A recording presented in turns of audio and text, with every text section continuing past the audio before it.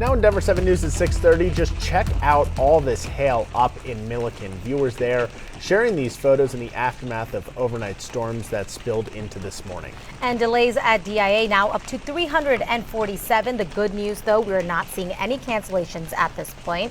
We have team coverage on this Denver 7 Weather Action Day. Chief Meteorologist Lisa Hidalgo tracking where the storm is headed right now. Jason is going to help you through your commute through these storms. We want to get out there, though, with our Allie Jennerjahn. Allie, you've been driving around this morning looking at some of the damage. You were showing some of those hailstones, and just earlier you were showing some of the damage to some car windshields. Yeah, I mean, it's a rough view to wake up to this morning, especially for people in this neighborhood here in Milliken. I mean, you can see all the debris on the ground, all of the wind bringing limbs down to the ground as well. And then you were mentioning damage to that car. This is just one of a couple cars we've seen with damage or heard about from viewers that have reached out to us all morning long. Look how big that hole is in the car. And then we were showing you those hailstones earlier, and just that diameter of that. I mean, it looks like a perfect circle, but it is huge. It looks like the size of a tennis ball or a baseball. If you look at it head on, of course, the impact, of course, from the wind and the hail dropping, making quite damage here as well. So we've yet to speak to the neighbor of this car. We know people are starting to wake up and come out and really grasp everything they're seeing this morning. We've had other neighbors come up and ask, is there a tornado coming? Lisa, a lot of people worried this morning, but I do really quickly want to get you out to another neighbor that we spoke to. She said that she woke up early. Her dog, 5-year-old dog, was nervous and shaking. She got that weather alert on her phone, and then she walked outside to see just how big those hailstones were. Here's what she said. I think this one is, living for 23 years, I think this is like the biggest hail I've ever seen ever living, so it's pretty massive.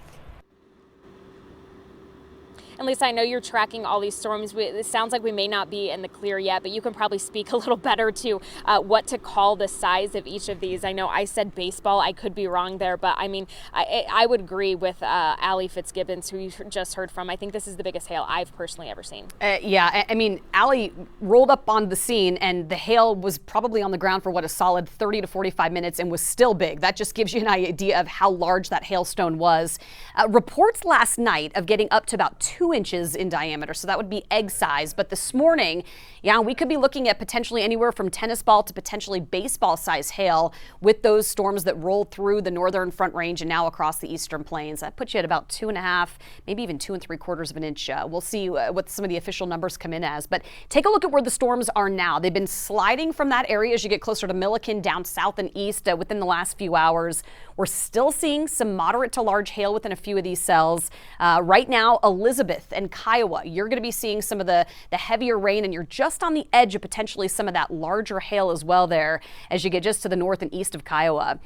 Also north and east of Deer Trail as we track these storms up north and east there. And then as you get closer to areas like Akron, you were hit about 30 to 45 minutes ago, and now it's moving east toward Yuma. So we'll likely potentially see some moderate to large hail within a few of those cells as well. The alerts, severe thunderstorm warnings have now died off. We're seeing the storms fizzle off a little bit, but we've got another risk of some severe weather here this afternoon across most of eastern Colorado. So a quick look at the timing. Likely by early afternoon, 12 to about 1 o'clock is when we'll start to see a few more storms pop up. Those are then going to roll through Denver and across the eastern plains through the afternoon. Temperature-wise, we're only going to see highs in the 60s to 70s. And then overnight, skies will then clear. It is going to be a lot drier tomorrow, and man, does it get hot. We're going to be well into the 80s tomorrow afternoon. And this is just the start of the heat that's going to build. From 80s Wednesday to 90s Thursday to triple-digit heat by Friday with, again, much drier conditions. So quick look at that Super 7-day. I'll show you that here, Jason, in just a few minutes, but it is going to get hot, probably right around 100 by Friday. And we still have some impacts on the roadways with late construction. So when the storms rolled through, the roads are starting to dry out. And we did have some minor street flooding, but the road projects that we had, those folks had to find shelter, and it delayed all these projects by about an hour to 90 minutes. We had one on I-70 going up Lookout Mountain. You can see the fog up there now. They are just wrapping up that project, and you can see how roads are continuing to dry out around town.